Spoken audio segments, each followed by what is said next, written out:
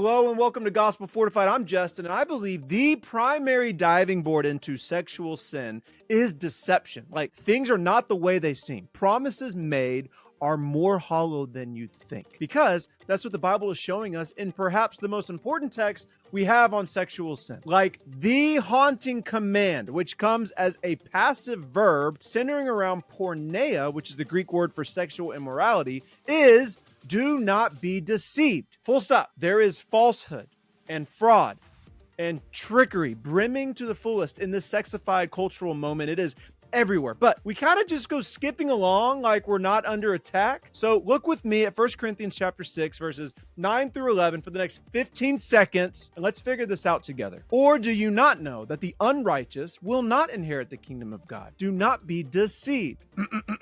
Do not be deceived. Neither the sexually immoral, nor idolaters, nor adulterers, nor men who practice homosexuality, nor thieves, nor the greedy, nor drunkards, nor revilers, nor swindlers will inherit the kingdom of God. And such were some of you. But you were washed, you were sanctified, you were justified in the name of the Lord Jesus Christ and by the Spirit of our God. First, I see a command. But second, a promise. So start with the command, do not be deceived. Okay, that is so basic, but that doesn't mean it's easy. This is how to deceive someone sexually. Modify sin, water down sin, deny sin, present sin as something triumphant, pressure people into that sin, overpromise the benefits of that sin, and you know the rest, cancel the rest. This is literally what 2024 looks like right now. But second, check out the promise, y'all. We miss it.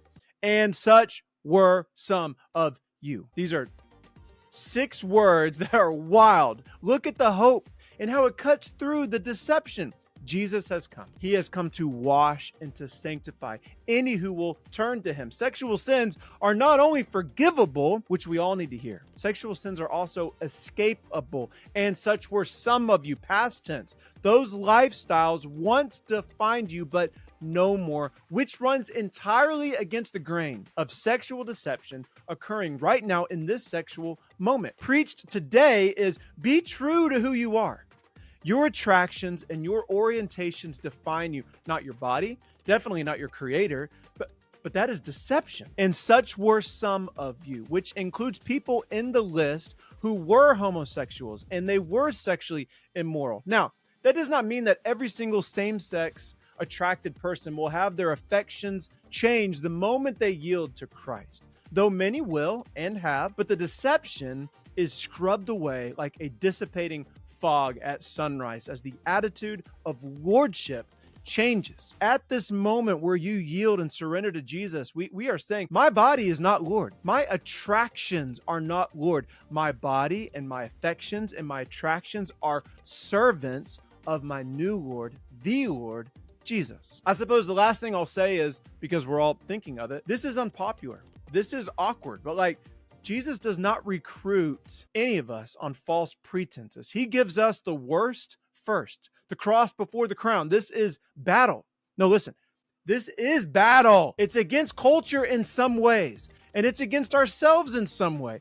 But above the winds of disorienting culture is the Bible and Jesus and the gospel that leads to inheriting the kingdom and personal relationship with the king. But that's how you deceive people sexually, and that's how you cut through it quickly. If you're into this video and you want more like it, you want more of them, and you'd like more people to hear them, YouTube gives you power more than me. This is awkward. Just click the subscribe button, drink some hot chocolate. Both sound nice. Bye.